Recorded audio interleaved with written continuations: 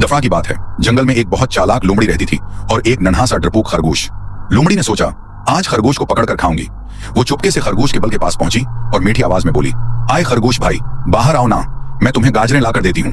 खरगोश ने बल से झांका, लोमड़ी के दांत चमकते देखे और बोला, बहन जी, गाजरें तो अच्छी हैं, मगर तुम्हारे दांत तो मुझे ही खाने के लग रहे हैं। लोमड़ी हंसी, अरे पागल, मैंने तो कल से रोजा रखा हुआ है।